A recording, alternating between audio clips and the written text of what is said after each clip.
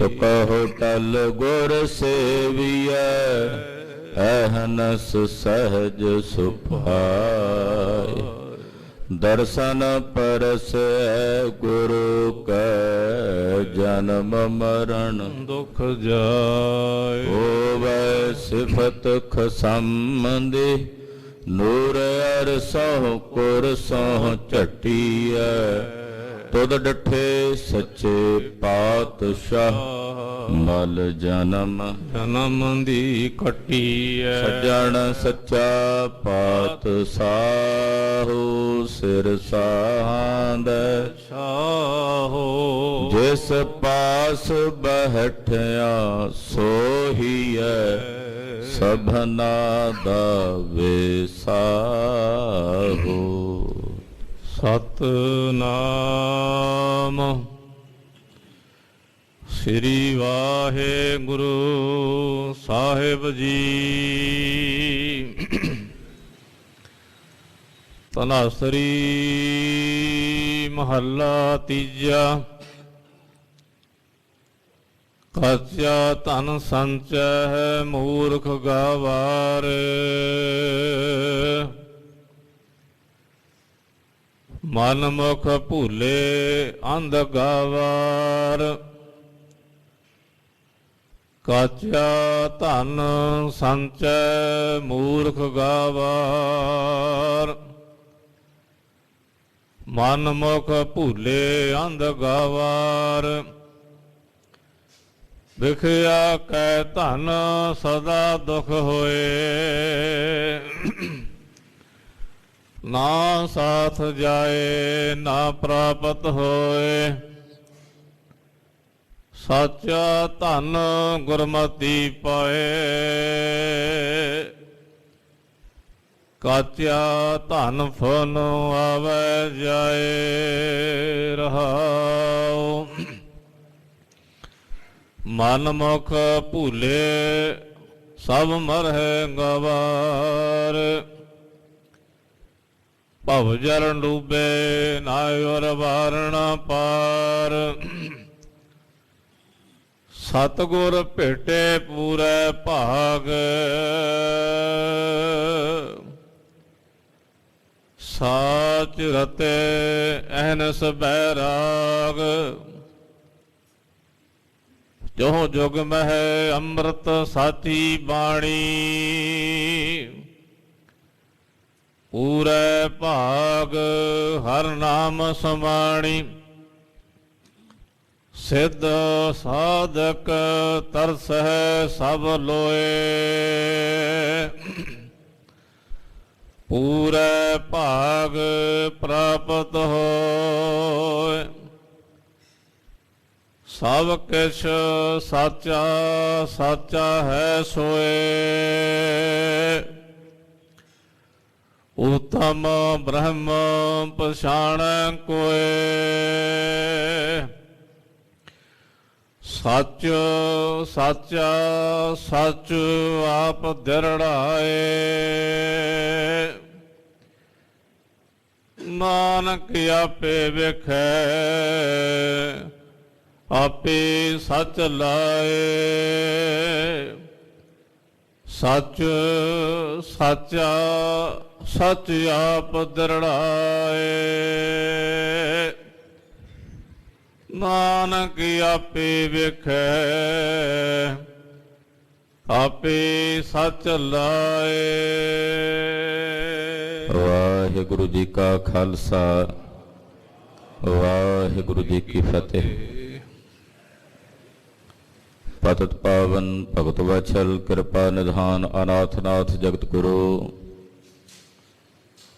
ਹਾਜ਼ਰਾਂ ਹਜੂਰ ਜਹਰਾਂ ਜਹੂਰ ਸਰਬ ਕਲਾ ਭਰਪੂਰ ਸਤਿਗੁਰੂ ਸ਼੍ਰੀ ਗੁਰੂ ਗ੍ਰੰਥ ਸਾਹਿਬ ਜੀ ਮਹਾਰਾਜ ਜੀ ਦੀ ਪਵਿੱਤਰ ਪਾਵਨ ਹਜ਼ੂਰੀ ਅੰਦਰ ਜੁੜ ਬੈਠੀ ਗੁਰੂ ਕੀ ਸਾਜੀ ਔਰ ਨਵਾਜੀ ਹੋਈ ਗੁਰੂ ਕਾ ਖਾਸ ਰੂਪ ਗੁਰੂ ਖਾਲਸਾ ਸਾਧ ਸੰਗਤ ਜੀਓ ਵੱਡਿਆਂ ਭਾਗਾਂ ਵਾਲੇ ਹੋ ਕਿ ਅੰਮ੍ਰਿਤ ਵੇਲੇ ਤੋਂ ਸਤਿਗੁਰੂ ਨੌਵੇਂ ਪਾਤਸ਼ਾਹ ਧੰਨ ਗੁਰੂ ਤੇਗ ਬਹਾਦਰ ਸਾਹਿਬ ਜੀ ਮਹਾਰਾਜ ਜੀ ਦੇ ਪਵਿੱਤਰ ਪਾਵਨ ਇਤਿਹਾਸਕ ਸਥਾਨ ਤੇ ਹਾਜ਼ਰੀਆਂ ਭਰ ਕੇ ਸਤਿਗੁਰਾਂ ਦੀ ਰੱਬੀ ਬਾਣੀ, ਧੁਰ ਕੀ ਬਾਣੀ, ਅਕਾਲੀ ਬਾਣੀ, ਸ੍ਰੀ ਆਸਾ ਜੀ ਦੀ ਵਾਰ ਦੇ ਸ਼ਬਦ ਕੀਰਤਨ ਆਪ ਜੀ ਨੇ ਸਰਵਣ ਕੀਤੇ ਹਨ।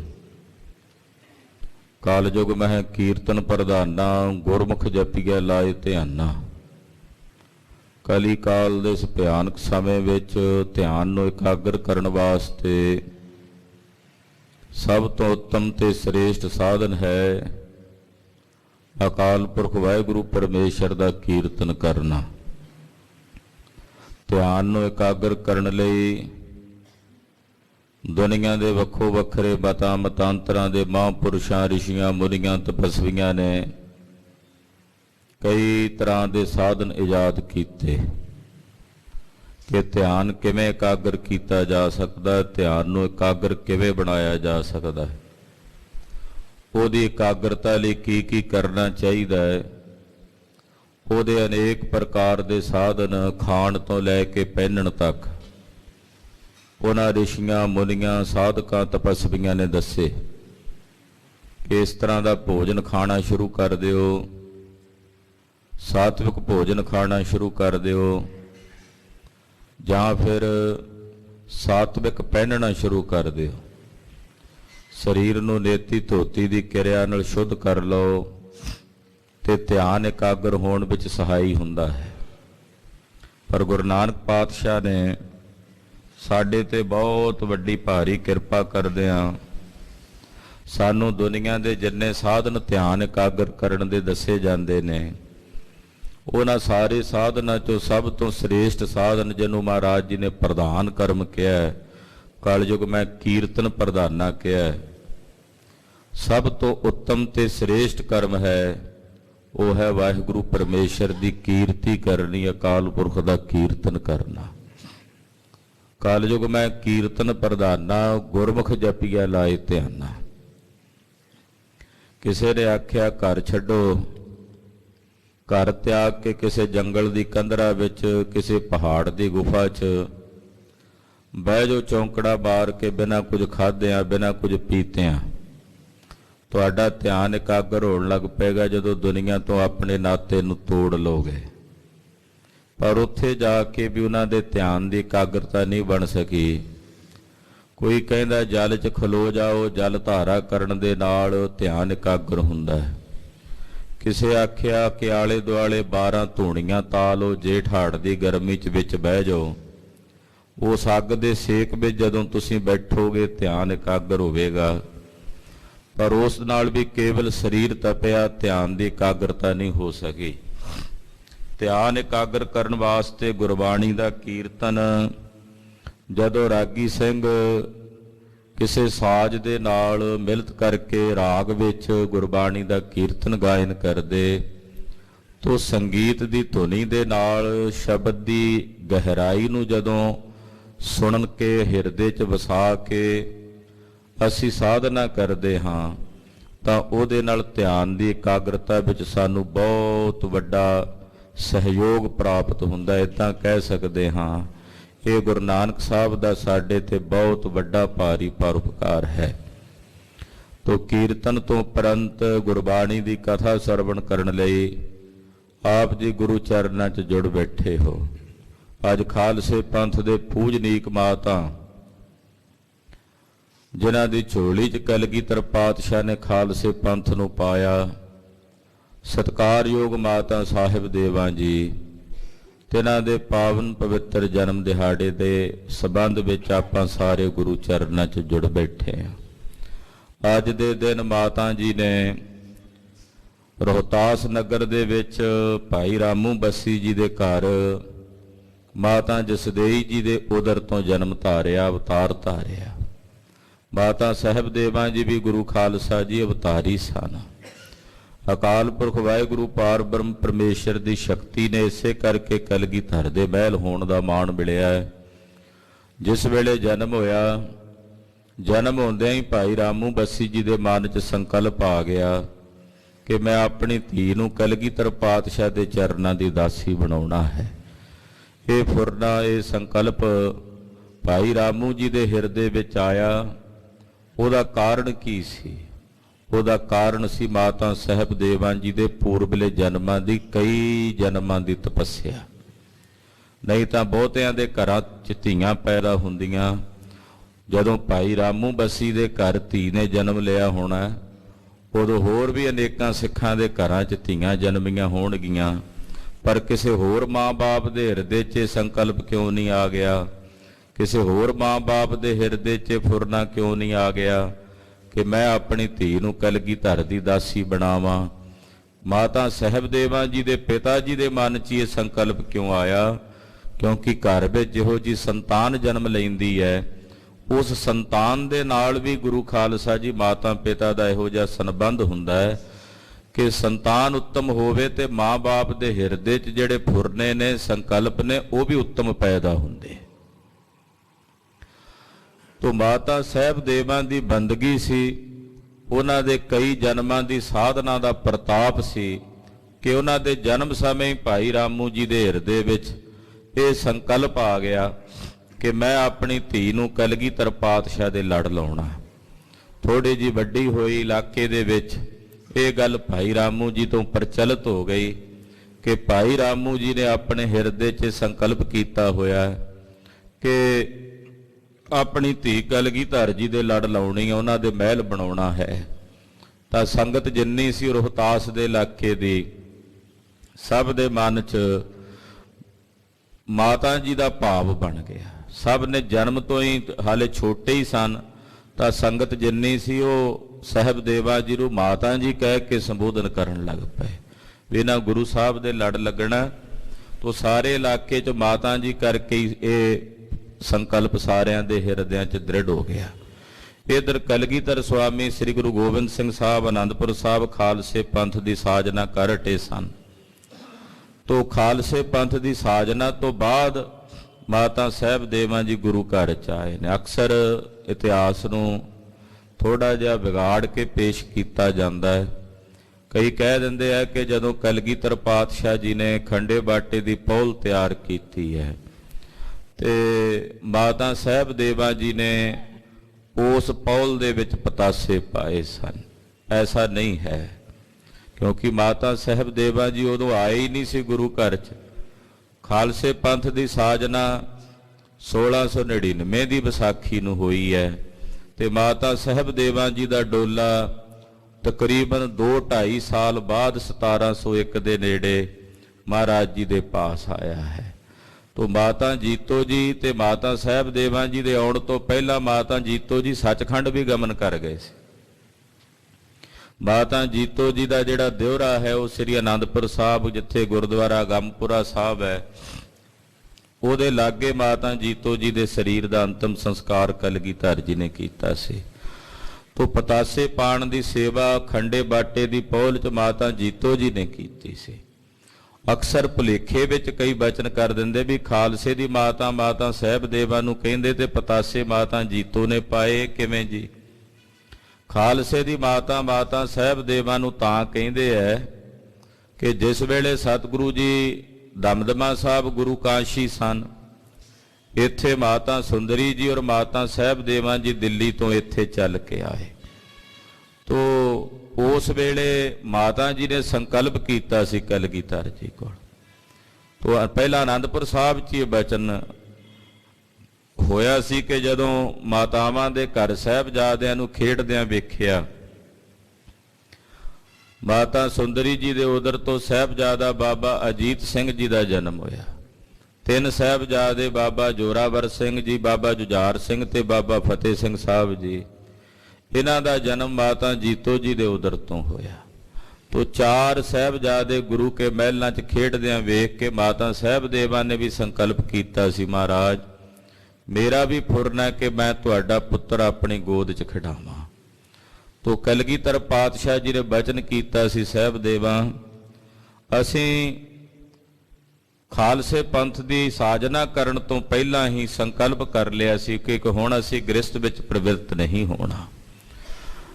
ਮਹਾਕਵੀ ਕਵੀ ਰਾਜ ਭਾਈ ਸਾਹਿਬ ਭਾਈ ਸੰਤੋਖ ਸਿੰਘ ਜੀ ਚੂੜਾਮਣੀ ਜੀ ਨੇ ਸ੍ਰੀ ਗੁਰਪ੍ਰਤਾਪ ਸੂਰਜ ਪ੍ਰਕਾਸ਼ ਗ੍ਰੰਥ ਵਿੱਚ ਇਹ ਬਚਨ ਲਿਖੇ ਨੇ, 4 ਪੁੱਤਰ ਹਿਤ ਰਮੇ ਗੁਸਾਈ, ਪੰਚਮ ਬੇਰ ਨ ਰਮੇ ਗੁਸਾਈ। ਚਾਰ ਪੁੱਤਰ ਸਾਹਿਬਜ਼ਾਦਿਆਂ ਨਿਮਿਤ ਕੇਵਲ ਗੁਰੂ ਕਲਗੀਧਰ ਪਾਤਸ਼ਾਹ ਜੀ ਨੇ ਗ੍ਰਸਥ ਵਿੱਚ ਪ੍ਰਵੇਸ਼ ਹੋਣਾ ਕੀਤਾ। 4 ਵੇਰੀ ਤੇ 4 ਸਾਹਿਬਜ਼ਾਦੇ ਉਤਪੰਨ ਹੋਏ। ਪੰਜਵੀਂ ਵੇਰ ਗੁਰਦੇਵ ਨੇ ਗ੍ਰਸਥ 'ਚ ਪ੍ਰਵਿਰਤੀ ਨਹੀਂ ਕੀਤੀ ਕਿ ਅਸੀਂ ਸੰਕਲਪ ਕਰ ਲਿਆ ਸੀ ਖਾਲਸੇ ਦੀ ਸਾਜਨਾ ਤੋਂ ਬਾਅਦ। ਇਸੇ ਕਰਕੇ ਮਾਤਾ ਸਾਹਿਬ ਦੇਵਾਂ ਜੀ ਦਾ ਕੁਆਰਾ ਡੋਲਾ ਸਤਿਗੁਰੂ ਜੀ ਨੇ ਰੱਖਿਆ। ਤੋ ਅਸੀਂ ਤੁਹਾਡੀ ਗੋਦ ਵਿੱਚ ਆਪਣਾ ਨਾਦੀ ਪੁੱਤਰ ਜਿਹੜਾ ਹੈ ਖਾਲਸਾ ਪੰਥ, ਉਹ ਤੁਹਾਡੀ ਗੋਦ 'ਚ ਪਾਵਾਂਗੇ ਸਾਹਿਬ ਦੇਵਾਂ ਜੀ, ਜਿਹੜਾ ਸਾਡਾ ਪੁੱਤਰ ਜੁਗਾਂ ਜੁਗਾਂਤਰਾਂ ਤੱਕ ਸੰਸਾਰ 'ਚ ਰਹੇਗਾ। 4 ਸਾਹਿਬਜ਼ਾਦਿਆਂ ਨੇ ਤਾਂ ਆਪਣੀ ਖੇਡ ਸਮੇਟ ਜਾਣੀ ਹੈ। ਜਿਹੜਾ ਸਾਡਾ ਖਾਲਸਾ ਪੰਥ ਹੈ ਇਹ ਵੀ ਸਾਡਾ ਪੁੱਤਰ ਹੈ, ਔਰ ਇਸ ਖਾਲਸੇ ਪੰਥ ਰੂਪੀ ਪੁੱਤਰ ਤੋਂ ਅਸੀਂ ਆਪਣੇ 4 ਪੁੱਤਰ ਕੁਰਬਾਨ ਕਰ ਦੇਣੇ ਆ। ਤੋ ਖਾਲਸੇ ਪੰਥ ਨੂੰ ਅਸੀਂ ਤੁਹਾਡੀ ਝੋਲੀ 'ਚ ਪਾਉਨੇ ਆ। ਤੁਸੀਂ ਅੱਜ ਤੋਂ ਬਾਅਦ ਖਾਲਸੇ ਪੰਥ ਦੇ ਮਾਤਾ ਹੋ। ਇਸੇ ਕਰਕੇ ਹੁਣ ਵੀ ਖੰਡੇ ਬਾਟੇ ਦੀ ਪੌਲ ਛਕਾਉਣ ਵੇਲੇ ਹੁਕਮ ਕੀਤਾ ਜਾਂਦਾ ਹੈ ਕਿ ਗੁਰੂ ਕੇ ਸਿੱਖੋ ਸਿੰਘੋ, ਅੱਜ ਤੋਂ ਬਾਅਦ ਤੁਹਾਡੇ ਪਿਤਾ ਸ੍ਰੀ ਗੁਰੂ ਗੋਬਿੰਦ ਸਿੰਘ ਸਾਹਿਬ ਹਨ, ਔਰ ਤੁਹਾਡੇ ਮਾਤਾ ਜਗਤ ਮਾਤਾ ਮਾਤਾ ਸਾਹਿਬ ਦੇਵਾਂ ਜੀ ਹਨ। ਤੁਸੀਂ ਆਨੰਦਪੁਰ ਸਾਹਿਬ ਦੇ ਵਾਸੀ ਹੋ। ਨਾਨਕੇ ਤੁਹਾਡੇ ਗੁਰੂ ਕੇ ਲਾਹੌਰ ਨੇ। ਇਹ ਹੁਕਮ ਕੀਤਾ ਜਾਂਦਾ ਜਦੋਂ ਖੰਡੇ ਦੀ ਪੌਲ ਛਕਾਈ ਜਾਂਦੀ ਹੈ। ਤੋ ਗਰੀਬ ਨਵਾਜ ਸਤਿਗੁਰੂ ਸੱਚੇ ਪਾਤਸ਼ਾਹ ਜੀ ਦੇ ਪਾਸ ਭਾਈ ਰਾਮੂ ਬੱਸੀ ਜੀ ਜਦੋਂ ਮਾਤਾ ਜੀ ਨੂੰ ਲੈ ਕੇ ਆਏ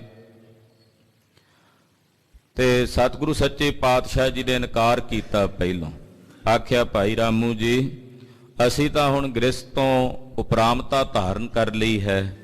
ਕਹਿਣ ਲੱਗੇ, ਮਹਾਰਾਜ ਮੈਂ ਜਨਮ ਸਮੇਂ ਹੀ ਸਾਹਿਬ ਦੇਵਾਂ ਦੇ ਸੰਕਲਪ ਕਰ ਲਿਆ ਸੀ, ਇਸ ਕਰਕੇ ਇਹਦਾ ਤਾਂ ਹੁਣ ਕਿਤੇ ਹੋਰ ਰਿਸ਼ਤਾ ਵੀ ਨਹੀਂ ਹੋਣਾ। ਸਾਰੀ ਸੰਗਤ ਇਹਨਾਂ ਨੂੰ ਮਾਤਾ ਜੀ ਉਦੋਂ ਤੋਂ ਕਹਿੰਦੇ ਹਨ।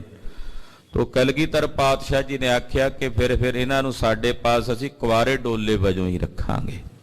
ਤੋ ਮਾਤਾ ਸਾਹਿਬ ਦੇਵਾਂ ਜੀ ਗੁਰੂ ਘਰ ਵਿੱਚ ਆਏ। ਕਲਗੀਧਰ ਪਾਤਸ਼ਾਹ ਸ੍ਰੀ ਗੁਰੂ ਗੋਬਿੰਦ ਸਿੰਘ ਸਾਹਿਬ ਜੀ ਦੀ ਬਹੁਤ ਲੰਮੇ ਅਰਸੇ ਤੱਕ ਸੇਵਾ ਸੰਭਾਲ ਕੀਤੀ। ਗਰੀਬ ਨਵਾਜ ਪਾਤਸ਼ਾਹ ਜਦੋਂ ਸ੍ਰੀ ਅਨੰਦਪੁਰ ਸਾਹਿਬ ਦਾ ਕਿਲਾ ਛੱਡਿਆ, ਸ਼ਹੀਦ ਭਾਈ ਮਨੀ ਸਿੰਘ ਸਾਹਿਬ ਮਾਤਾ ਸਾਹਿਬ ਦੇਵਾਂ ਜੀ ਔਰ ਮਾਤਾ ਸੁੰਦਰੀ ਜੀ ਨੂੰ ਨਾਲ ਲੈ ਕੇ ਦਿੱਲੀ ਚਲੇ ਗਏ, ਕਿਉਂਕਿ ਸਤਿਗੁਰਾਂ ਦਾ ਪਰਿਵਾਰ 3 ਹਿੱਸਿਆਂ 'ਚ ਵੰਡਿਆ ਸੀ। ਜਦੋਂ ਅਨੰਦਪੁਰ ਸਾਹਿਬ ਛੱਡਿਆ, ਛੋਟੇ ਸਾਹਿਬਜ਼ਾਦੇ ਮਾਤਾ ਗੁਜਰੀ ਜੀ ਨਾਲ ਚਲੇ ਗਏ, ਵੱਡੇ ਸਾਹਿਬਜ਼ਾਦੇ ਕਲਗੀਧਰ ਪਾਤਸ਼ਾਹ ਨਾਲ ਚਮਕੌਰ ਦੀ ਗੜ੍ਹੀ ਨੂੰ ਆ ਗਏ, ਔਰ ਮਾਤਾ ਸਾਹਿਬ ਦੇਵਾਂ ਤੇ ਮਾਤਾ ਸੁੰਦਰੀ ਜੀ ਦਿੱਲੀ ਨੂੰ ਰੁਖਸਤ ਹੋ ਗਏ। ਭਾਈ ਮਨੀ ਸਿੰਘ ਸਾਹਿਬ ਉਹਨਾਂ ਨੂੰ ਉੱਥੇ ਛੱਡ ਕੇ ਆਏ। ਅਨੰਦਪੁਰ ਸਾਹਿਬ ਦੇ ਜੰਗਾਂ ਯੁੱਧਾਂ ਤੋਂ ਬਾਅਦ ਚਮਕੌਰ ਦਾ ਜੰਗ ਲੜ ਕੇ ਸਤਿਗੁਰੂ ਜੀ ਜਦੋਂ ਦਮਦਮਾ ਸਾਹਿਬ ਮੁਕਤਸਰ ਸਾਹਿਬ ਦਾ ਜੰਗ ਲੜ ਕੇ ਪਹੁੰਚ ਗਏ, ਦਮਦਮਾ ਸਾਹਿਬ ਹੀ ਦੋਨੇ ਮਾਤਾਵਾਂ ਮਾਤਾ ਸੁੰਦਰੀ ਜੀ ਔਰ ਮਾਤਾ ਸਾਹਿਬ ਦੇਵਾਂ ਜੀ ਕਲਗੀਧਰ ਪਾਤਸ਼ਾਹ ਦੇ ਪਾਸ ਵਾਪਸ ਹਾਜ਼ਰ ਹੋਏ। ਇੱਥੇ ਸਤਿਗੁਰੂ ਸੱਚੇ ਪਾਤਸ਼ਾਹ ਜੀ ਮਹਾਰਾਜ ਕੁਝ ਸਮਾਂ ਰਹੇ। ਇੱਥੇ ਹੀ ਗੁਰਦੇਵ ਨੇ ਬਚਨ ਕੀਤਾ ਸੀ। ਜਦੋਂ ਮਾਤਾ ਸੁੰਦਰੀ ਨੇ ਪੁੱਛਿਆ ਸੀ ਮੇਰਾ ਲਾਲ ਨਜ਼ਰ ਨਹੀਂ ਆਉਂਦਾ, ਤਾਂ ਕਲਗੀਧਰ ਪਾਤਸ਼ਾਹ ਨੇ ਬਚਨ ਕਹੇ, ਸਿਨ ਪੁੱਤਰਨ ਕੇ ਸੀਸ ਪਰ ਵਾਰ ਦੀਏ ਸੁਤ ਚਾਰ ਮੂਏ ਤੋਂ ਕਿਆ ਹੁਆ ਜੀਵਤ ਕਈ ਹਜ਼ਾਰ। ਖਾਲਸਾ ਪੰਥ ਜੋ ਮਾਤਾ ਸਾਹਿਬ ਦੇਵਾਂ ਦੀ ਗੋਦ ਪਾਇਆ, ਆਖਿਆ ਇਹ ਮੇਰਾ ਪੁੱਤਰ ਹੈ। ਇਹਨਾਂ ਪੁੱਤਰਾਂ ਦੇ ਸਿਰ ਤੋਂ ਮੈਂ ਆਪਣੇ 4 ਪੁੱਤਰ ਕੁਰਬਾਨ ਕਰ ਦਿੱਤੇ ਹੈ। ਤੋ ਦਮਦਮਾ ਸਾਹਿਬ ਤੋਂ ਮਹਾਰਾਜ ਜੀ ਜਦੋਂ ਰਾਜਸਥਾਨ ਨੂੰ ਗਏ ਨੇ, ਦੱਖਣ ਦਿਸ਼ਾ ਵੱਲ ਵੱਧ ਰਹੇ ਸਨ, ਤਾਂ ਉਸ ਵੇਲੇ ਦੋਨੇ ਮਾਤਾਵਾਂ ਸਾਹਿਬ ਦੇ ਨਾਲ ਸਨ। ਤੇ ਮਾਤਾ ਸੁੰਦਰੀ ਜੀ ਨੂੰ ਸਤਿਗੁਰਾਂ ਨੇ ਦਿੱਲੀ ਭੇਜ ਦਿੱਤਾ। ਸਾਹਿਬ ਦੇਵਾਂ ਨੂੰ ਵੀ ਹੁਕਮ ਕੀਤਾ ਵੀ ਤੁਸੀਂ ਵੀ ਜਾਓ, ਪਰ ਮਾਤਾ ਜੀ ਨੇ ਬੇਨਤੀ ਕੀਤੀ, ਕਲਗੀਧਰ ਜੀ ਮੈਂ ਆਪ ਜੀ ਦੇ ਦਰਸ਼ਨਾਂ ਬਿਨਾਂ ਨਹੀਂ ਰਹਿ ਸਕਦੀ, ਕਿਰਪਾ ਕਰੋ, ਦਇਆ ਕਰੋ, ਮੈਨੂੰ ਆਪਣੀ ਸ਼ਰਨ 'ਚ ਹੀ ਨਾਲ ਰੱਖੋ। ਤੋ ਮਾਤਾ ਸਾਹਿਬ ਦੇਵਾਂ ਜੀ ਸਤਿਗੁਰਾਂ ਦੇ ਨਾਲ ਹੀ ਰਹੇ। ਇੱਕ ਇਤਿਹਾਸ ਵਿੱਚ ਹੋਰ ਬਚਨ ਆਉਂਦਾ ਹੈ ਕਿ ਜਦੋਂ ਮਹਾਰਾਜ ਜੀ ਮਾਲਵੇ ਦੇ ਇਲਾਕੇ 'ਚ ਵਿਚਰ ਰਹੇ, ਇੱਥੇ ਜਿਹੜੇ ਭਾਈ ਕੇ ਪਰਿਵਾਰ ਰਹਿੰਦੇ ਸਨ, ਭਾਈ ਕੇ ਪਰਿਵਾਰਾਂ ਦੇ ਵਿੱਚੋਂ ਮਹਾਰਾਜ ਜੀ ਦੀ ਸੇਵਾ ਕੀਤੀ। ਕਲਗੀਧਰ ਜੀ ਦੇ ਨਾਲ ਦੋਨੋਂ ਮਹਿਲ ਸਨ, ਮਾਤਾ ਸੁੰਦਰੀ ਜੀ ਵੀ ਮਾਤਾ ਸਾਹਿਬ ਦੇਵਾਂ ਜੀ ਵੀ।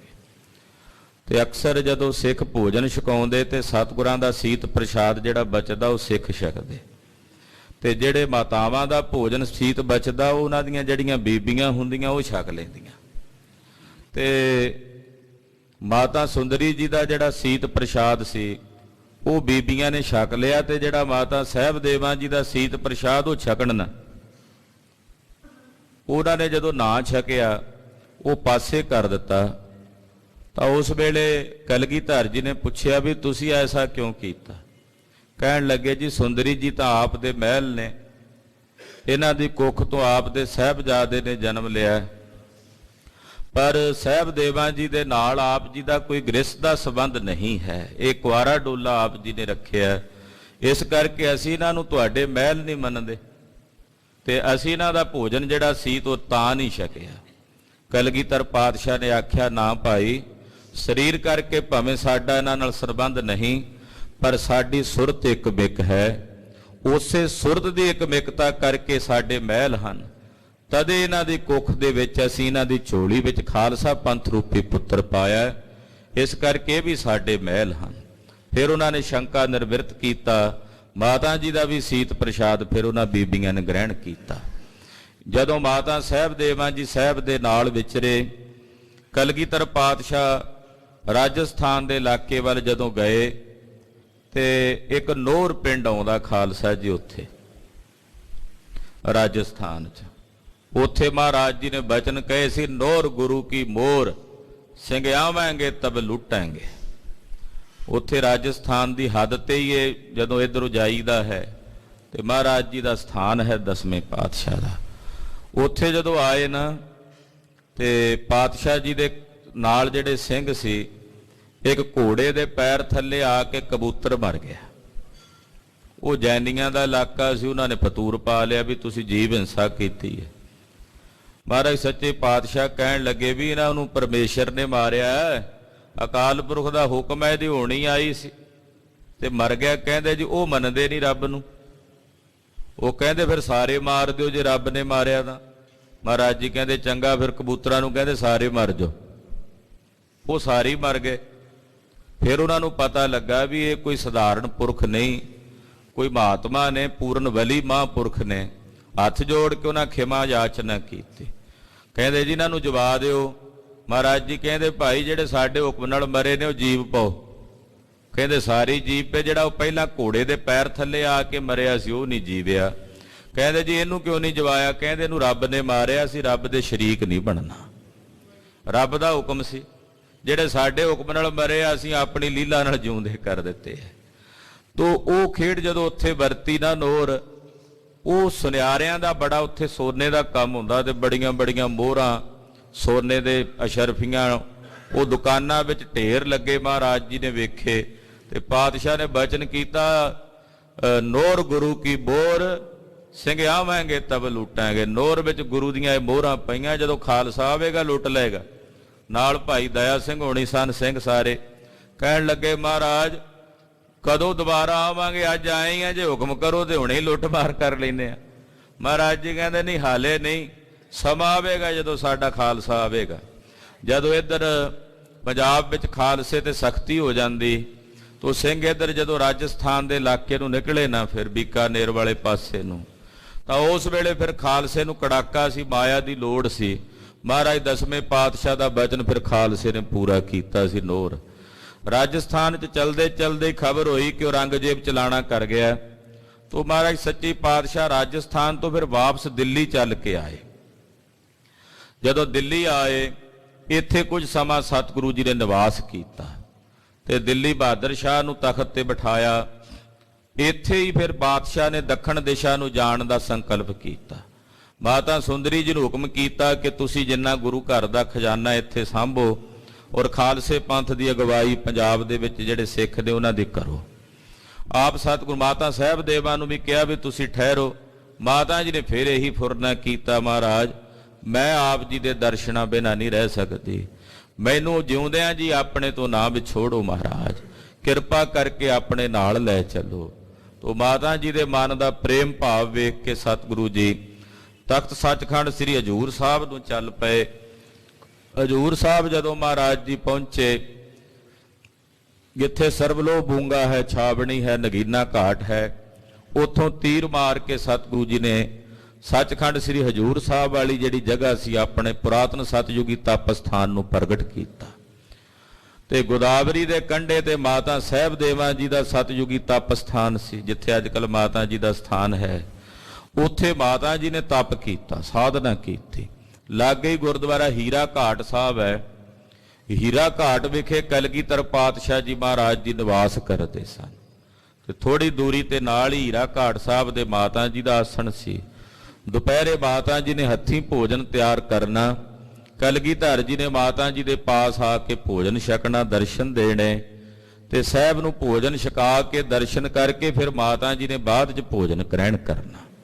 ਤੋ ਬੜੀ ਭਾਰੀ ਸਾਧਨਾ ਮਾਤਾ ਸਾਹਿਬ ਦੇਵਾਂ ਜੀ ਨੇ ਆਪਣੇ ਤਪ ਸਥਾਨ ਤੇ, ਮਾਤਾ ਸਾਹਿਬ ਦੇਵਾਂ ਜੀ ਦੇ ਤਪ ਸਥਾਨ ਤੇ ਕੀਤੀ ਤੇ ਹੀਰਾ ਘਾਟ ਸਾਹਿਬ ਵਿਖੇ ਕਲਗੀਧਰ ਜੀ ਕੁਝ ਸਮਾਂ ਰਹੇ।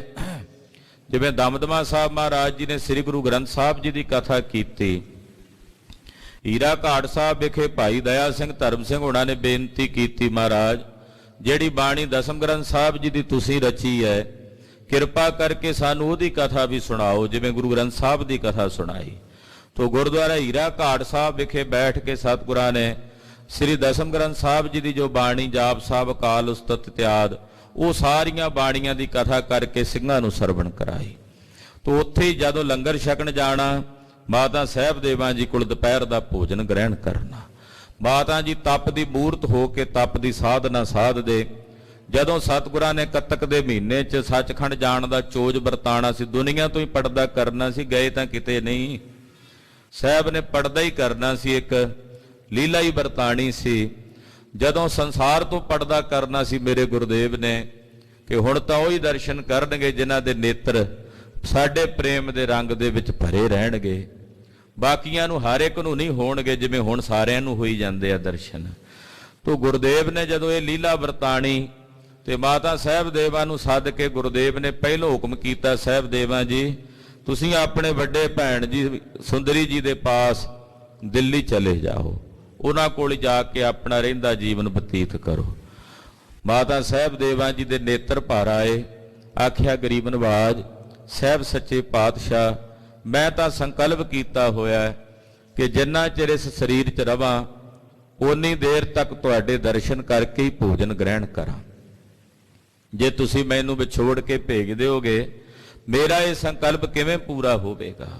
ਕਲਗੀਆਂ ਵਾਲੇ ਪਾਤਸ਼ਾਹ ਸ੍ਰੀ ਗੁਰੂ ਗੋਬਿੰਦ ਸਿੰਘ ਸਾਹਿਬ ਜੀ ਨੇ ਬਚਨ ਕੀਤਾ, ਸਾਡੇ ਪਿਤਾ ਗੁਰਦੇਵ ਵੱਡਿਆਂ ਸਤਿਗੁਰਾਂ ਦੇ ਸ਼ਸਤਰ ਨੇ ਸਾਡੇ ਪਾਸ, 5 ਸ਼ਸਤਰ ਸਨ।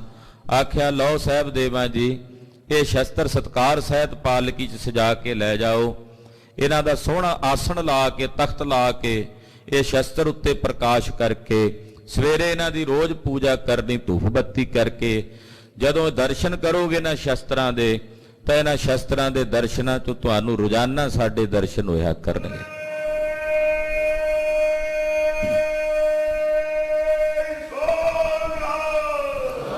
ਨਿਤਨੇਮ ਦੀ ਇੱਕ ਪੋਥੀ ਮਹਾਰਾਜ ਜੀ ਨੇ ਦਿੱਤੀ ਤੇ ਸਾਹਿਬ ਦੇਵਾਂ ਜੀ ਇਹਦੇ 'ਚੋਂ ਆਪ ਜੀ ਨੇ ਜਦੋਂ ਨਿਤਨੇਮ ਕਰਨਾ ਇਹਦੇ ਵਿੱਚੋਂ ਤੁਹਾਨੂੰ ਸਾਡੇ ਸਰੂਪ ਦੇ ਦੀਦਾਰ ਹੋਣਗੇ।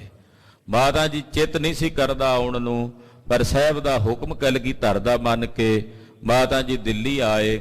ਪਿੱਛੋਂ ਕਲਗੀਧਰ ਜੀ ਨੇ ਭਾਣਾ ਵਰਤਾਇਆ, ਸੱਚਖੰਡ ਨੂੰ ਤਿਆਰੇ ਕਰ ਲਏ। ਜਦੋਂ ਸੁਣਿਆ ਮਾਤਾ ਜੀ ਨੇ, ਮਹਾਕਵੀ ਜੀ ਲਿਖਦੇ ਆ ਵੀ ਸੁਣਦਿਆਂ ਸਾਰ ਕਈ ਦਿਨ ਤੱਕ ਤਾਂ ਮਾਤਾ ਜੀ ਨੇ ਭੋਜਨ ਗ੍ਰਹਿਣ ਨਹੀਂ ਕੀਤਾ। ਚਿੱਤ ਕਰਦਾ ਸੀ ਸਰੀਰ ਦੀ ਲੀਲਾ ਸਮਾਪਤ ਕਰਦਿਆਂ, ਪਰ ਫਿਰ ਸੋਚਿਆ ਆਤਮਘਾਤੀ ਜਗਤ ਕਸਾਈ ਹੁੰਦਾ, ਬਿਰਹਾ ਦੀ ਚੋਟ ਵਿੱਚ ਮਰਨਾ ਹੀ ਭਲਾ। ਕਹਿੰਦੇ ਖਾਣਾ ਘੱਟ ਕਰ ਦਿੱਤਾ, ਸੋਣਾ ਘੱਟ ਕਰ ਦਿੱਤਾ, ਚਿਹਰੇ ਤੇ ਮਾਤਾ ਜੀ ਦੇ ਪਿਲੱਤਣ ਛਾ ਗਈ। ਔਰ ਕਲਗੀਧਰ ਪਾਤਸ਼ਾਹ ਦੇ ਸੱਚਖੰਡ ਜਾਣ ਤੋਂ ਬਾਅਦ ਤਕਰੀਬਨ 25-26 ਸਾਲ ਤੱਕ ਮਾਤਾ ਜੀ ਦਾ ਸਰੀਰ ਰਿਹਾ। ਮਾਤਾ ਸਾਹਿਬ ਦੇਵਾਂ ਜੀ ਦੇ 8 ਹੁਕਮਨਾਮੇ ਖਾਲਸੇ ਪੰਥ ਦੇ ਬਾਬਤ ਮਿਲਦੇ ਆ, ਜੋ ਪੰਥ ਨੂੰ ਹੁਕਮ ਕਰਦੇ ਆ ਮਾਤਾ ਜੀ ਨੇ ਕਹੇ। ਡਾਕਟਰ ਗੰਡਾ ਸਿੰਘ ਹੋਣਾ ਨੇ ਉਹ ਸਾਰੇ ਹੁਕਮਨਾਮੇ ਇੱਕ ਪੋਥੀ ਵਿੱਚ ਇਕੱਠੇ ਕੀਤੇ, 9ਵੇਂ ਪਾਤਸ਼ਾਹ 10ਵੇਂ ਪਾਤਸ਼ਾਹ ਦੇ, ਮਾਤਾ ਸੁੰਦਰੀ ਜੀ ਦੇ, ਮਾਤਾ ਸਾਹਿਬ ਦੇਵਾਂ ਜੀ ਦੇ ਹੁਕਮ। ਮਾਤਾ ਸੁੰਦਰੀ ਜੀ ਬਾਅਦ ਵਿੱਚ ਸੱਚਖੰਡ ਗਏ, ਮਾਤਾ ਸਾਹਿਬ ਦੇਵਾਂ ਜੀ ਪਹਿਲਾਂ ਸੱਚਖੰਡ ਗਏ। ਤੋ ਖਾਲਸੇ ਪੰਥ ਦੇ ਪੂਜਨੀਕ ਮਾਤਾ ਸਾਹਿਬ ਦੇਵਾਂ ਜੀ ਦੀ ਗੋਦ 'ਚ ਅੱਜ ਵੀ ਖਾਲਸਾ ਖੇਡਦਾ। ਅੱਜ ਵੀ ਅਸੀਂ ਮਾਤਾ ਸਾਹਿਬ ਦੇਵਾਂ ਦੀ ਗੋਦ ਦਾ ਹੀ ਨਿੱਘ ਮਾਣਦੇ ਹਾਂ। ਸਤਿਕਾਰਯੋਗ ਜਗਤ ਮਾਤਾ ਦਾ ਮਹਾਨ ਸ਼ਕਤੀ ਮਾਤਾ ਸਾਹਿਬ ਦੇਵਾਂ ਜੀ। ਖਾਲਸਾ ਜੀ ਜੇ ਕਲਗੀਆਂ ਵਾਲੇ ਪਾਤਸ਼ਾਹ ਪਿਤਾ ਰੂਪ ਹਨ ਤਾਂ ਮਾਤਾ ਸਾਹਿਬ ਦੇਵਾਂ ਜੀ ਮਾਤਾ ਰੂਪ ਹਨ। ਗੁਰੂ ਗ੍ਰੰਥ ਸਾਹਿਬ ਦੀ ਪਾਵਨ ਬਾਣੀ ਵਿੱਚ ਜਿੰਨਾ ਰੁਤਬਾ ਇੱਕ ਪਿਤਾ ਨੂੰ ਦਿੱਤਾ ਹੈ, ਓਨਾ ਹੀ ਰੁਤਬਾ ਗੁਰਦੇਵ ਨੇ ਮਾਤਾ ਨੂੰ ਦਿੱਤਾ। ਜਦੋਂ ਕਿਹਾ ਗੁਰਦੇਵ ਮਾਤਾ, ਗੁਰਦੇਵ ਪਿਤਾ, ਜਦੋਂ ਸਤਿਕਾਰ ਕੀਤਾ ਤੇ ਗੁਰਦੇਵ ਨੂੰ ਪਹਿਲਾਂ ਮਾਤਾ ਰੂਪ ਵਿੱਚ ਸਤਿਕਾਰ ਦਿੱਤਾ ਹੈ। ਗੁਰਦੇਵ ਮਾਤਾ, ਗੁਰਦੇਵ ਪਿਤਾ, ਗੁਰਦੇਵ ਸੁਆਮੀ ਪਰਮੇਸ਼ਰਾ। ਤੋ ਮਾਤਾ ਦੀ ਵੀ ਬੜੀ ਵੱਡੀ ਸ਼ਕਤੀ ਹੈ, ਬੜੀ ਵੱਡੀ ਭਗਤੀ ਹੈ ਮਾਤਾ ਸਾਹਿਬ ਦੇਵਾਂ ਦੀ।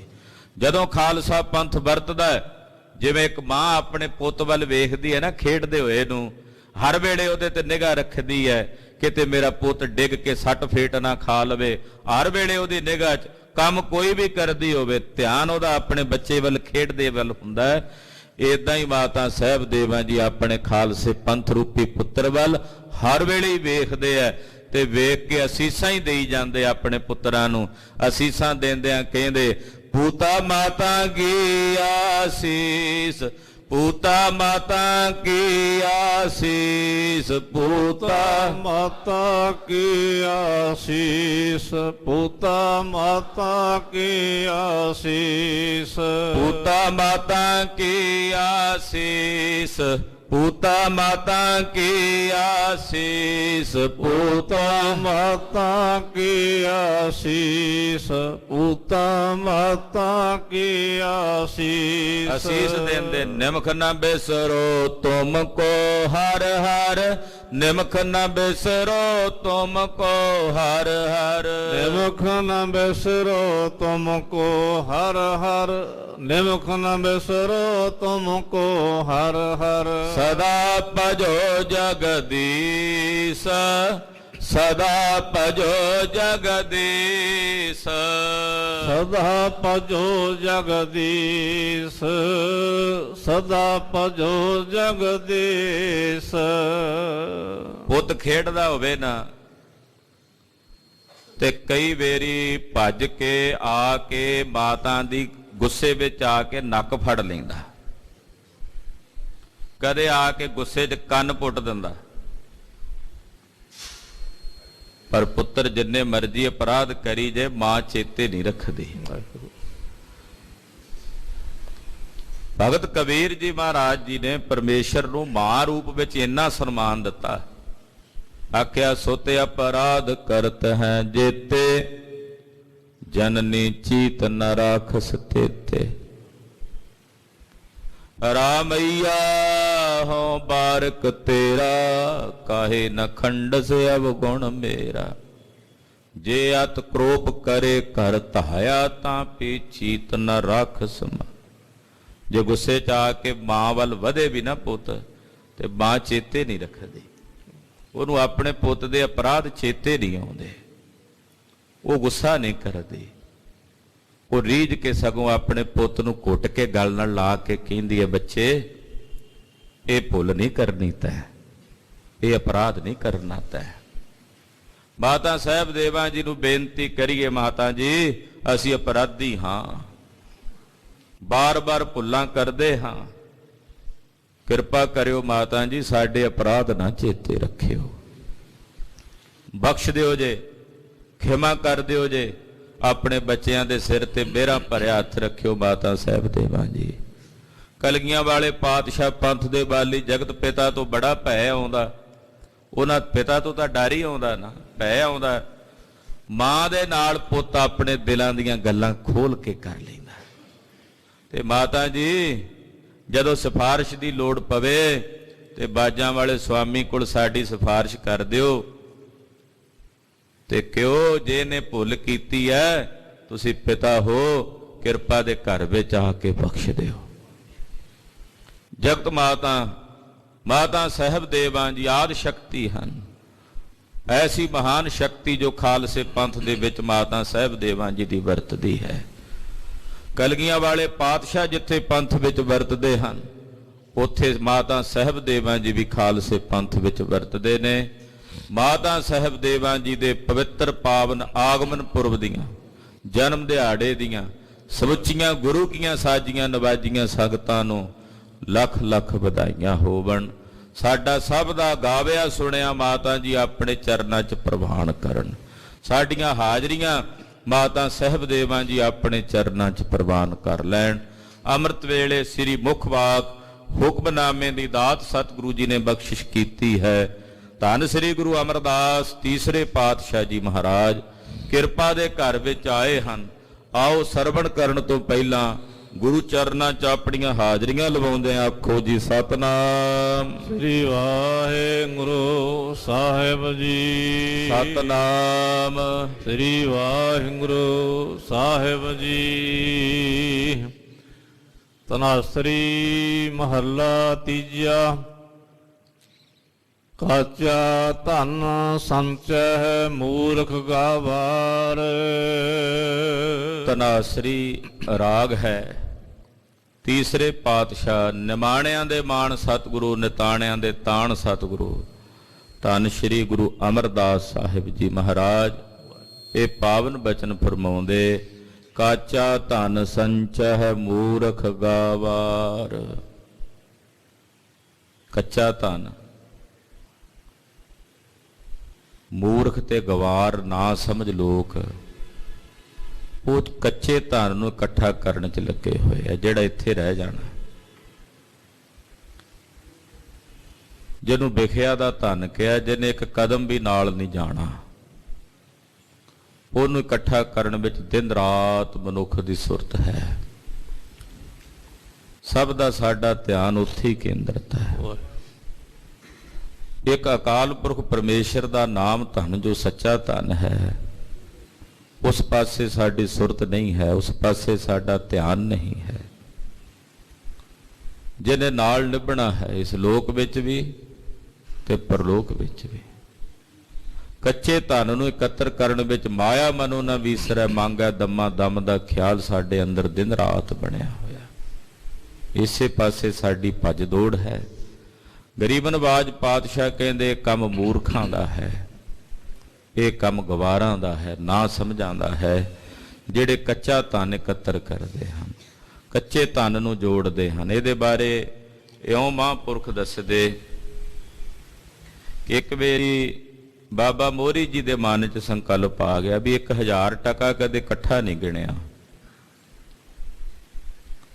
ਸਤਿਗੁਰੂ ਜੀ ਨੇ ਲੀਲਾ ਵਰਤਾ ਦਿੱਤੀ, ਇਕੱਠੇ ਹੋ ਗਏ ਤੇ ਕਹਿੰਦੇ ਗਿਣੋ ਟਕੇ। ਅਸੀਂ ਹੱਥ ਕਾਲੇ ਤੇ ਜਦੋਂ ਚਿਹਰੇ ਤੇ ਲਾਇਆ ਚਿਹਰਾ ਵੀ ਕਾਲਾ। ਮਹਾਰਾਜ ਜੀ ਕਹਿੰਦੇ ਆ ਕੱਚਾ ਧਨ ਹੈ, ਇਹਨੂੰ ਜੋੜਨ ਵੇਲੇ ਬੰਦਾ ਹੱਥ ਵੀ ਕਾਲੇ ਕਰਦਾ ਤੇ ਮੂੰਹ ਵੀ ਕਾਲੇ ਕਰਦਾ। ਮੂੰਹ ਕਾਲਾ ਕਿਵੇਂ ਕਰਦਾ? ਕਿਉਂਕਿ ਪਾਪ ਕਰਦਾ। ਇਕੱਠਾ ਕਰਨ ਲਈ ਪਾਪ ਕਰਨਾ ਪੈਂਦਾ, ਦੁਰਾਚਾਰ ਕਰਨਾ ਪੈਂਦਾ, ਠੱਗੀ ਕਰਨੀ ਪੈਂਦੀ ਹੈ, ਸੈਕੰਡ ਵੇ ਲੱਭਣਾ ਪੈਂਦਾ, ਦੂਸਰਾ ਰਸਤਾ ਜਿਹਨੂੰ ਕਹਿੰਦੇ 2 ਨੰਬਰ ਦੀ ਕਮਾਈ। ਧਰਮ ਦੀ ਕਿਰਤ ਕਰਕੇ ਕੋਈ ਇਕੱਤਰ ਕਰੇ ਵਾਹ ਭਲਾ, ਪਰ 2 ਨੰਬਰ ਦੇ ਤਰੀਕੇ ਨਾਲ, ਕਿਉਂਕਿ ਜਦੋਂ ਬਹੁਤ ਜ਼ਿਆਦੀਆਂ ਖਵਾਇਸ਼ਾਂ ਨੂੰ ਪੂਰਾ ਕਰਨ ਦੀ ਕਤਾਂਗ ਹੋਵੇ ਤੇ ਫਿਰ ਬੰਦਾ ਉਸ ਪਾਸੇ ਤੁਰਦਾ। ਜਦੋਂ ਦੂਜੇ ਰਾਹ ਨੂੰ ਲੱਭਦਾ ਫਿਰ ਚੋਰੀ ਵੀ ਕਰਦਾ, ਫਿਰ ਠੱਗੀ ਵੀ ਕਰਦਾ, ਫਿਰ ਹੋਰ ਕਈ ਤਰ੍ਹਾਂ ਦੇ ਇੱਧਰ ਉੱਧਰ ਦੇ ਕੁਕਰਮ ਕਰਦਾ। ਉਹਦੇ ਨਾਲ ਫਿਰ ਕੀ ਹੁੰਦਾ? ਮੂੰਹ ਕਾਲਾ ਹੁੰਦਾ ਹੈ। ਪਾਪ ਤਾਂ ਫਿਰ ਨਾਲ ਕਾਲਾ ਕਰਦੇ ਹੀ ਨਾ ਅੰਤਸ਼ਕਰਨ ਨੂੰ। ਉਹ ਪਾਪਾਂ ਕਰਕੇ ਮੂੰਹ ਮਲੀਨ ਹੁੰਦਾ, ਮੈਲਾ ਹੁੰਦਾ, ਫਿਰ ਇਸ ਲੋਕ ਵਿੱਚ ਵੀ ਮੂੰਹ ਮੈਲਾ ਤੇ ਅੱਗੇ ਪਰਲੋਕ ਵਿੱਚ ਵੀ ਮੂੰਹ ਮੈਲਾ। ਤੋ ਗਰੀਬ ਨਵਾਜ ਪਾਤਸ਼ਾਹ ਕਹਿੰਦੇ ਕੰਮ ਮੂਰਖਾਂ ਦਾ ਹੈ, ਗਵਾਰਾਂ ਦਾ ਹੈ, ਨਾ ਸਮਝਾਂ ਦਾ ਹੈ ਕਿ ਕੱਚੇ ਧਨ ਨੂੰ ਇਕੱਤਰ ਕਰਨਾ। ਮਨ ਮੁਖ ਭੂਲੇ ਅੰਧ ਗਾਵਾਰ। ਜਿਹੜੇ ਮਨ ਪਿੱਛੇ ਚੱਲਣ ਵਾਲੇ ਮਨਮੁਖ ਲੋਕ ਨੇ ਉਹ ਭੁੱਲੇ ਹੋਏ ਨੇ, ਅਸਲ ਗੱਲ ਨੂੰ ਖੁੰਝੇ ਹੋਏ ਨੇ, ਔਰ ਉਹ ਅੰਨੇ ਗਵਾਰ ਨਾ ਸਮਝ ਹਨ। ਉਹਨਾਂ ਨੇ ਇਸ ਗੱਲ ਨੂੰ ਸਮਝਿਆ ਨਹੀਂ ਹੈ। ਵਿਖਿਆ ਕੈ ਧਨ ਸਦਾ ਦੁੱਖ ਹੋਏ। ਜਿਹੜਾ ਜ਼ਹਿਰ ਰੂਪੀ ਧਨ ਹੈ ਨਾ, ਜ਼ਹਿਰ ਰੂਪੀ ਧਨ ਕਿਹੜਾ? ਜਿਹੜਾ 2 ਨੰਬਰ ਦੇ ਤਰੀਕੇ ਨਾਲ ਕਮਾਇਆ ਜਾਂਦਾ, ਜਿਹਨੂੰ ਭ੍ਰਿਸ਼ਟਾਚਾਰ ਕਰਕੇ ਇਕੱਠਾ ਕੀਤਾ, ਜੇ ਉਹਨੂੰ ਵਿਖਿਆ ਦਾ ਧਨ ਕਹਿੰਦੇ, ਉਹ ਸਦਾ ਦੁੱਖ ਹੀ ਦਿੰਦਾ। ਅੱਜ ਦੇ ਦੇ, 10 ਸਾਲਾਂ ਨੂੰ ਦੇ ਦੇ, 20 ਸਾਲਾਂ ਨੂੰ ਦੇ ਦੇ, ਉਹਨੇ ਦੇਣਾ ਦੁੱਖ ਹੀ ਹੈ। ਇਸ ਜਨਮ 'ਚ ਨਹੀਂ ਤਾਂ ਅਗਲੇ ਜਨਮ 'ਚ ਦੇਣਾ ਦੁੱਖ ਹੀ ਹੈ ਉਹਨੇ, ਕਿਉਂਕਿ ਜ਼ਹਿਰ ਰੂਪੀ ਧਨ ਹੈ। ਜੇ ਜ਼ਹਿਰ ਖਾਧਾ, ਕਈ ਜ਼ਹਿਰ ਹੁੰਦੇ ਆ ਵੀ ਜਦੋਂ ਖਾਓ ਨਾਲੋਂ ਨਾਲ ਹੀ ਖਤਮ ਕਹਾਣੀ। ਕਈ ਜ਼ਹਿਰ ਹੁੰਦੇ ਵੀ ਜਿਹੜੇ ਕੁਝ ਘੰਟਿਆਂ ਬਾਅਦ ਖਤਮ ਕਰਦੇ। ਕਈ ਜ਼ਹਿਰ ਹੁੰਦੇ ਜਿਹੜੇ ਕਈ ਦਿਨਾਂ ਤੱਕ ਅਸਰ ਕਰਦੇ, ਕਈ ਜ਼ਹਿਰ ਹੁੰਦੇ ਜਿਹੜੇ ਕਈ ਮਹੀਨਿਆਂ ਤੱਕ, ਕਈ ਸਾਲਾਂ ਤੱਕ ਫਿਰ ਜੀਵ ਨੂੰ ਅੰਦਰੋਂ ਅੰਦਰ ਹੀ ਖੋਖਲਾ ਕਰੀ ਜਾਂਦੇ। ਇਸੇ ਤਰ੍ਹਾਂ ਇਹ ਵਿਖਿਆ ਦਾ ਧਨ ਹੈ। ਕਈ ਵਾਰੀ ਤਾਂ ਬੰਦਾ ਖਾਂਦਾ ਨਾਲ ਹੀ ਭੋਗਣਾ ਪੈ ਜਾਂਦਾ, ਕਈ ਵਾਰੀ ਥੋੜਾ ਬਹੁਤਾ ਕੋਈ ਜਪ ਤਪ ਹੁੰਦਾ ਮਾਰਾ ਪੂਰਵਲੇ ਜਨਮ ਦਾ, ਉਹ ਕੋਈ ਸਾਧਨਾ ਕੀਤੀ ਹੁੰਦੀ ਹੈ, ਉਹ ਥੋੜਾ ਜਿਹਾ ਉਹਨਾਂ ਸਮਾਂ ਟਲ ਜਾਂਦਾ। ਪਰ ਜਦੋਂ ਖਤਮ ਹੋ ਜਾਂਦਾ ਜਪ ਤਪ, ਉਹਨੇ ਫਿਰ ਆਪਣਾ ਜਿਹੜਾ ਵਿਖਿਆ ਦਾ ਧਨ ਹੈ ਉਹਨੇ ਫਿਰ ਆਪਣਾ ਅਸਰ ਵਿਖਾ ਹੀ ਦੇਣਾ, ਪਰ ਓਨੀ ਦੇਰ ਤੱਕ ਉਹ ਅਸਰ ਨਹੀਂ ਹੁੰਦਾ ਉਹਦਾ। ਤੇ ਅਕਸਰ ਆਪਾਂ ਕਹਿੰਦੇ ਆ ਵੇਖੋ ਬੰਦਾ ਇੰਨਾ ਪਾਪ ਕਰਕੇ ਪੈਸਾ ਜੋੜਦਾ ਫਿਰ ਵੀ ਨਹੀਂ ਨੂੰ ਕੁਝ ਹੁੰਦਾ। ਕਿਉਂ ਨਹੀਂ ਹੁੰਦਾ? ਕਿਉਂਕਿ ਉਹਦਾ ਕੋਈ ਜਪ ਤਪ ਹੈ, ਹਾਲੇ ਉਹ ਖਾ ਰਿਹਾ। ਜਿਸ ਦਿਨ ਉਹ ਖਤਮ ਹੋ ਗਿਆ ਫਿਰ ਉਹਦੀ ਜੋ ਦਸ਼ਾ ਹੋਣੀ ਹੈ ਉਹ ਫਿਰ ਉਹੀ ਜਾਣੇ ਤੇ ਜਾਂ ਪਰਮੇਸ਼ਰ ਜਾਣੇ। ਇਸ ਕਰਕੇ ਪਾਤਸ਼ਾਹ ਕਹਿੰਦੇ ਜਿਹੜਾ ਵਿਖਿਆ ਦਾ ਧਨ ਹੈ ਨਾ, ਜ਼ਹਿਰ ਦਾ, ਇਹ ਸਦਾ ਹੀ ਦੁੱਖ ਦਿੰਦਾ ਹੈ, ਇਹਨੇ ਸਦਾ ਹੀ ਦੁੱਖ ਦੇਣਾ ਹੈ। ਹਾਂਜੀ। ਨਾ ਸਾਥ ਜਾਏ ਨਾ ਪ੍ਰਾਪਤ ਹੋਏ। ਦੱਸੋ ਭਲਾ ਇਹ ਜਿਹੜਾ ਬੰਦਾ ਧਨ ਜੋੜਦਾ ਇਹ ਨਾਲ ਜਾਂਦਾ? ਕਹਿੰਦੇ ਨਾਲ ਜਾਣਾ, ਤੇ ਜਦੋਂ ਕਿਤੇ ਲੋੜ ਪੈਣੀ ਆ ਉੱਥੇ ਨੇ ਕੋਲ ਪ੍ਰਾਪਤ ਵੀ ਨਹੀਂ ਹੋਣਾ, ਉੱਥੇ ਨਾਲ ਇਹਨੇ ਪ੍ਰਾਪਤ ਵੀ ਨਹੀਂ ਹੋਣਾ, ਹਾਜ਼ਰ ਵੀ ਨਹੀਂ ਹੋਣਾ। ਸਾਚਾ ਧਨ ਗੁਰਮਤਿ ਪਾਏ। ਨਿਰੰਕਾਰ ਅਕਾਲ ਪੁਰਖ ਵਾਹਿਗੁਰੂ ਪਰਮੇਸ਼ਰ ਦੇ ਭਜਨ ਦਾ ਜਿਹੜਾ ਖਜ਼ਾਨਾ ਸੱਚਾ ਧਨ ਹੈ ਇਹ ਗੁਰੂ ਦੀ ਮੱਤ ਨਾਲ ਪ੍ਰਾਪਤ ਹੁੰਦਾ ਹੈ। ਸਾਚਾ ਧਨ ਗੁਰਮਤਿ ਪਾਏ। ਸੱਚਾ ਧਨ ਗੁਰੂ ਦੀ ਮੱਤ ਨਾਲ ਹਾਸਲ ਹੁੰਦਾ ਹੈ, ਗੁਰੂ ਦੀ ਮੱਤ ਨਾਲ ਪ੍ਰਾਪਤ ਹੁੰਦਾ ਹੈ। ਕੱਚਾ ਧਨ ਫੁਨ ਆਵੇ ਜਾਏ। ਜਿਹੜਾ ਕੱਚਾ ਧਨ ਹੈ ਇਹ ਆਉਂਦਾ ਜਾਂਦਾ ਰਹਿੰਦਾ, ਇਹ ਕਦੇ ਆ ਗਿਆ ਕਦੇ ਚਲਾ ਗਿਆ। ਜਿਹਦੇ ਕੋਲ ਆਉਂਦਾ ਸਦਾ ਉਹ ਇਹਦਾ ਮਾਲਕ ਨਹੀਂ ਰਹਿੰਦਾ। ਆ ਕਿੰਨੇ ਰੁਪਈਏ ਪੈਸੇ ਸਾਡੇ ਹੱਥ ਚ ਆਉਂਦੇ, ਜਾਣਦੇ ਆ ਪਿੱਛੋਂ ਕਿੰਨਿਆਂ ਦੇ ਹੱਥਾਂ ਚੋਂ ਨਿਕਲ ਕੇ ਆਏ ਹੋਣਗੇ, ਅੱਗੇ ਸਾਡੇ ਹੱਥੋਂ ਨਿਕਲ ਕੇ ਕਿੰਨਿਆਂ ਦੇ ਹੱਥਾਂ 'ਚ ਜਾਣੇ ਆ। ਇਹ ਆਉਂਦਾ ਜਾਂਦਾ ਰਹਿੰਦਾ। ਪਰ ਜਿਹੜਾ ਨਾਮ ਧਨ ਹੈ, ਸੱਚਾ ਧਨ ਹੈ, ਉਹ ਆਉਂਦਾ ਜਾਂਦਾ ਨਹੀਂ। ਜਿਹਦੇ ਕੋਲ ਆ ਗਿਆ ਇੱਕ ਵਾਰੀ ਫਿਰ ਸदैवी ਕਾਲ ਦੀ ਉਹਦੇ ਹਿਰਦੇ 'ਚ ਟਿਕਿਆ ਰਹਿੰਦਾ ਹੈ। ਹਾਂਜੀ। ਰਹਾਉ ਮਨ ਮੁਖ ਭੂਲੇ ਸਭ ਮਰਹਿ ਗਵਾਰ। ਜਿਹੜੇ ਮਨਮੁਖ ਲੋਕ ਨੇ, ਮਨ ਪਿੱਛੇ ਚੱਲਣ ਵਾਲੇ, ਉਹ ਭੁੱਲੇ ਹੋਏ ਨੇ, ਮੂਰਖ ਨੇ। ਗਾਵਾਰ ਨਾ ਸਮਝਾਨ। ਭਵ ਜਰਨ ਡੂਬੇ ਨਾ ਉਰ ਵਾਰ ਨਾ ਪਾਰ। ਜਦੋਂ ਸੰਸਾਰ ਸਮੁੰਦਰ 'ਚ ਡੁੱਬਦੇ ਆ ਨਾ ਉਹਨਾਂ ਨੂੰ ਫਿਰ ਉਰਲਾ ਪਾਸਾ ਲੱਭਦਾ ਨਾ ਪਾਰਲਾ, ਵਿੱਚ ਹੀ ਗੋਤੇ ਖਾਈ ਜਾਂਦੇ ਜਨਮ ਜਨਮਾਂਤਰਾਂ ਤੱਕ। ਨਾ ਉਰਲਾ ਕਿਨਾਰਾ ਲੱਭਦਾ ਨਾ ਪਾਰਲਾ ਕਿਨਾਰਾ ਮਿਲਦਾ। ਸਤਿਗੁਰ ਭੇਟੇ ਪੂਰਾ ਭਾਗ। ਉਰਾਰ ਪਾਰ ਦਾ ਮਤਲਬ ਹੁੰਦਾ ਵੀ ਨਾ ਇਸ ਲੋਕ 'ਚ ਥਾਂ ਮਿਲਦੀ ਆ ਨਾ ਪਰਲੋਕ 'ਚ, ਵਿੱਚ ਹੀ ਭਟਕੀ ਜਾਂਦੇ, ਆਉਂਦੇ ਜਾਂਦੇ ਰਹਿੰਦੇ, ਜੰਮਦੇ ਮਰਦੇ ਰਹਿੰਦੇ ਆ। ਤੋ ਸਤਿਗੁਰ ਭੇਟੇ ਪੂਰਾ ਭਾਗ। ਜਦੋਂ ਪੂਰਬਲੇ ਜਨਮਾਂ ਦੇ ਕੋਈ ਕਰਮ ਸਵੱਲੇ ਹੋਣ, ਚੰਗੇ ਕਰਮ ਜਾਗ ਪੈਣ, ਤੇ ਫਿਰ ਸਤਿਗੁਰਾਂ ਦਾ ਮੇਲਾ ਹੁੰਦਾ ਹੈ, ਫਿਰ ਸਤਿਗੁਰੂ ਜੀ ਦਾ ਮਿਲਾਪ ਹੁੰਦਾ ਹੈ। ਸਾਚ ਰਤੇ ਅਹਨਸ ਬੈਰਾਗ। ਇਹ ਸੱਚ 'ਚ ਰੰਗੇ ਜਾਂਦੇ ਨੇ, ਸੱਚ ਵਿੱਚ ਰੱਤੇ ਜਾਂਦੇ ਹਨ। ਅਹਨਸ ਬੈਰਾਗ, ਫਿਰ ਉਹ ਰਾਤ ਦਿਨ ਵੈਰਾਗ 'ਚ ਹੀ ਰਹਿੰਦੇ ਹੈ। ਜਿਹੜੇ ਸੱਚ 'ਚ ਰੰਗੇ ਜਾਂਦੇ ਆ ਨਾ, ਉਹ ਰਾਤ ਦਿਨ ਵੈਰਾਗ 'ਚ। ਮਾਤਾ ਜੀ ਨੇ ਕਲਗੀਧਰ ਦੇ ਸੱਚਖੰਡ ਜਾਣ ਤੋਂ ਬਾਅਦ ਜਿੰਨਾ ਵੀ ਸਮਾਂ ਬਤੀਤ ਕੀਤਾ ਜੀਵਨ ਦਾ, ਦਿਨ ਰਾਤ ਪਰਮ ਵੈਰਾਗ ਦੀ ਦਸ਼ਾ 'ਚ ਹੀ ਰਹਿੰਦੇ। ਹਰ ਵੇਲੇ ਸਾਹਿਬਾਂ ਦੇ ਚੇਤੇ 'ਚ ਬਹਿ ਕੇ ਨੇਤਰ ਭਰੇ ਹੀ ਰਹਿੰਦੇ ਸਨ ਮਾਤਾ ਜੀ ਦੇ। ਸੱਚ 'ਚ ਰੰਗਿਆ ਹੋਇਆਂ ਨੂੰ ਰਾਤ ਦਿਨ ਵੈਰਾਗ ਦੀ ਅਵਸਥਾ ਬਣੀ ਰਹਿੰਦੀ ਹੈ। ਚੌ ਜੁਗ ਮਹਿ ਅੰਮ੍ਰਿਤ ਸਾਚੀ ਬਾਣੀ। ਇਹ ਭਾਈ ਚੌ ਜੁਗਾਂ ਵਿੱਚ ਅਕਾਲ ਪੁਰਖ ਵਾਹਿਗੁਰੂ ਪਰਮੇਸ਼ਰ ਦੀ ਜਿਹੜੀ ਬਾਣੀ ਹੈ ਇਹ ਸੱਚੀ ਹੈ, ਅੰਮ੍ਰਿਤ ਰੂਪ ਹੈ। ਅੰਮ੍ਰਿਤ ਰੂਪ ਹੈ ਔਰ ਸੱਚੀ ਵੀ ਹੈ। ਅੰਮ੍ਰਿਤ ਕਿਵੇਂ ਆ? ਕਿਉਂਕਿ ਮੁਰਦਿਆਂ ਨੂੰ ਜਿਉਂਦਾ ਕਰਨ ਵਾਲੀ ਹੈ। ਜਿਹੜੇ ਮਰ ਗਏ ਨੇ ਰੱਬ ਦੀ ਤਰਫੋਂ ਗੁਰਬਾਣੀ ਪੜ੍ਹਨ ਸੁਣਨ ਲੱਗ ਪੈਣ, ਰੱਬ ਦੇ ਤਰਫ ਜਾਗ ਪੈਂਦੇ ਆ, ਉਹ ਫਿਰ ਉਹ ਜੀਵਤ ਹੋ ਜਾਂਦੇ ਹਨ। ਜੀਵਤ ਪੇਖੇ ਜਿਨੀ ਹਰ ਹਰ ਧਿਆਇਆ। ਤੋ ਗੁਰਬਾਣੀ ਜਿਹੜੀ ਹੈ ਅੰਮ੍ਰਿਤ ਹੈ, ਤੇ ਚੌ ਜੁਗਾਂ ਦੇ ਵਿੱਚ ਸਤਿਗੁਰਾਂ ਦੀ ਬਾਣੀ ਅੰਮ੍ਰਿਤ ਹੈ ਔਰ ਸੱਚੀ ਹੈ। ਜੋ ਮਹਾਰਾਜ ਜੀ ਨੇ 500 ਵਰੇ ਪਹਿਲਾਂ ਕਿਹਾ ਅੱਜ ਵੀ ਓਨਾ ਹੀ ਸੱਤ ਹੈ। ਤੇ ਅੱਜ ਤੋਂ ਜੁਗਾਂ ਜੁਗਾਂਤਰਾਂ ਤੋਂ ਬਾਅਦ ਵੀ ਉਤਨਾ ਹੀ ਸੱਚ ਰਹੇਗਾ। ਪੂਰੇ ਭਾਗ ਹਰ ਨਾਮ ਸੁਮਾਣੀ। ਪੂਰਿਆਂ ਭਾਗਾਂ ਕਰਕੇ, ਵੱਡਿਆਂ ਭਾਗਾਂ ਕਰਕੇ ਤੁਹਾਡੇ ਹਿਰਦੇ 'ਚ ਹਰੀ ਦਾ ਨਾਮ ਸਮਾਵੇਗਾ ਭਾਈ, ਜੇ ਕਰਮ ਚੰਗੇ ਹੋਣਗੇ। ਭਾਗ ਇਸੇ ਕਰਕੇ ਪਾਤਸ਼ਾਹ ਕਹਿੰਦੇ ਆ ਵੀ ਕੰਮ ਚੰਗੇ ਕਰੋ ਤਾਂ ਜੋ ਤੁਹਾਡੇ ਕਰਮ ਚੰਗੇ ਹੋ ਜਾਣ, ਭਾਗ ਚੰਗੇ ਹੋ ਜਾਣ। ਜੇ ਕਰਮ ਮਾੜੇ ਕਰੋਗੇ ਤੇ ਭਾਗ ਵੀ ਮਾੜੇ ਹੋਣਗੇ। ਭਲੇ ਕਰਮਾਂ ਵਿੱਚ ਪ੍ਰਵਿਰਤ ਹੋਵੋ ਤੇ ਭਲੇ ਕਰਮ ਕਰਦਿਆਂ ਭਾਗ ਚੰਗੇ ਹੋਣਗੇ। ਜਦੋਂ ਚੰਗੇ ਭਾਗ ਹੋਣਗੇ ਤਾਂ ਉਹਨਾਂ ਚੰਗਿਆਂ ਭਾਗਾਂ ਕਰਕੇ ਹਰੀ ਅਕਾਲ ਪੁਰਖ ਵਾਹਿਗੁਰੂ ਪਰਮੇਸ਼ਰ ਦਾ ਨਾਮ ਤੁਹਾਡੇ ਹਿਰਦੇ 'ਚ ਸਮਾ ਜਾਏਗਾ। ਸਿੱਧ ਸਾਧਕ ਤਰਸੈ ਸਭ ਲੋਏ। ਬੜੇ ਬੜੇ ਸਿੱਧ, ਬੜੇ ਬੜੇ ਸਾਧਕ, ਬੜੀ ਬੜੀ ਲੁਕਾਈ ਤਰਸ ਰਹੀ ਹੈ। ਤਰਸਦੇ ਨੇ ਉਹ ਕਿ ਸਾਨੂੰ ਪਰਮਾਰਥ ਦੀ ਖੇਡ ਮਿਲ ਜਾਏ, ਸਾਨੂੰ ਅਕਾਲ ਪੁਰਖ ਵਾਹਿਗੁਰੂ ਪਰਮੇਸ਼ਰ ਦੇ ਸਰੂਪ ਦੀ ਪ੍ਰਾਪਤੀ ਹੋ ਜਾਏ। ਬੜੇ ਬੜੇ ਸਿੱਧ, ਬੜੇ ਬੜੇ ਸਾਧਕ, ਬੜੀ ਬੜੀ ਵੱਡੀ ਲੁਕਾਈ ਜਿਹੜੀ ਹੈ ਉਹ ਤਰਸ ਰਹੀ ਹੈ। ਪੂਰੇ ਭਾਗ ਪ੍ਰਾਪਤ ਹੋਏ। ਪਰ ਪੂਰੇ ਭਾਗ ਜਾਗਣ, ਫਿਰ ਜਾ ਕੇ ਪਰਮੇਸ਼ਰ ਦੇ ਨਾਮ ਦੀ ਦਾਤ ਪ੍ਰਾਪਤ ਹੁੰਦੀ ਹੈ। ਪੂਰਾ ਭਾਗ ਪ੍ਰਾਪਤ ਹੋਏ, ਪੂਰੇ ਭਾਗ ਹੋਣ, ਵੱਡੇ ਭਾਗ ਹੋਣ ਤਾਂ ਜਾ ਕੇ ਹਰੀ ਦੇ ਨਾਮ ਦਾ ਦਾਨ ਪ੍ਰਾਪਤ ਹੁੰਦਾ। ਤਰਸਦੇ ਤਾਂ ਬੜੇ ਨੇ, ਬੜੀ ਲੁਕਾਈ ਤਰਸਦੀ ਹੈ, ਬੜੇ ਜੀਵ ਤਰਸਦੇ ਨੇ, ਪਰ ਪੂਰਿਆਂ ਭਾਗਾਂ ਕਰਕੇ ਹੀ ਹਰੀ ਅਕਾਲ ਪੁਰਖ ਵਾਹਿਗੁਰੂ ਪਾਰ ਬ੍ਰਹਮ ਪਰਮੇਸ਼ਰ ਦੇ ਨਾਮ ਦੀ ਦਾਤ ਪ੍ਰਾਪਤ ਹੁੰਦੀ ਹੈ। ਸਭ ਕਿਛ ਸਾਚਾ ਸਾਚਾ ਹੈ ਸੋਏ। ਪਾਤਸ਼ਾਹ ਕਹਿੰਦੇ ਜਿਨ੍ਹਾਂ ਦੇ ਹਿਰਦਿਆਂ ਵਿੱਚ ਨਾਮ ਵਸ ਜਾਂਦਾ ਨਾ, ਫਿਰ ਉਹ ਵੇਖ ਲੈਂਦੇ ਵੀ ਸਭ ਵਿੱਚ ਸੱਚਾ ਹੀ ਵਰਤ ਰਿਹਾ ਹੈ।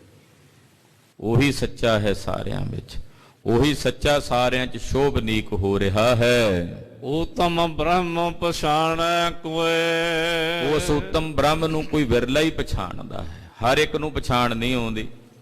ਕੋਈ ਵਿਰਲਾ ਹੈ ਜਿਹੜਾ ਉਸ ਉਤਮ ਬ੍ਰਹਮ ਦੀ ਪਛਾਣ ਕਰਦਾ।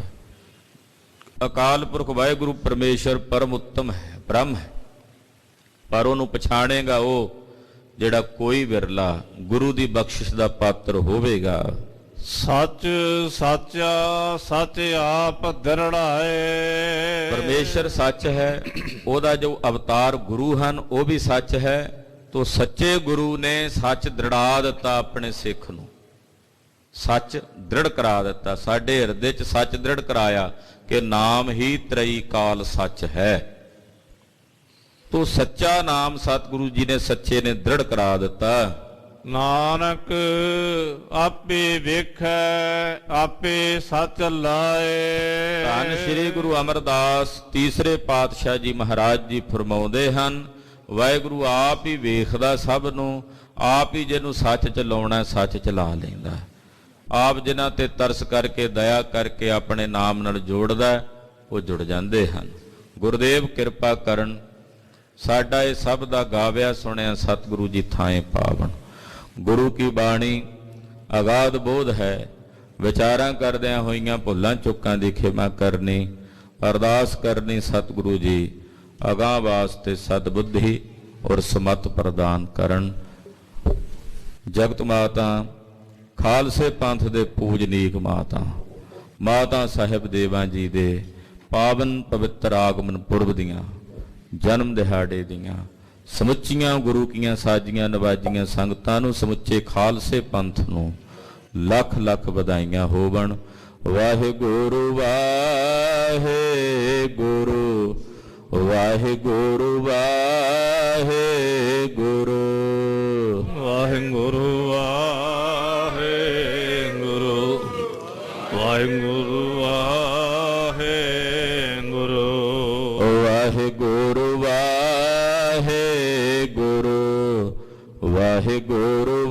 ਵਾਹਿਗੁਰੂ ਵਾਹਿਗੁਰੂ ਵਾਹਿਗੁਰੂ ਵਾਹਿਗੁਰੂ ਵਾਹਿਗੁਰੂ ਵਾਹਿਗੁਰੂ ਵਾਹਿਗੁਰੂ ਵਾਹਿਗੁਰੂ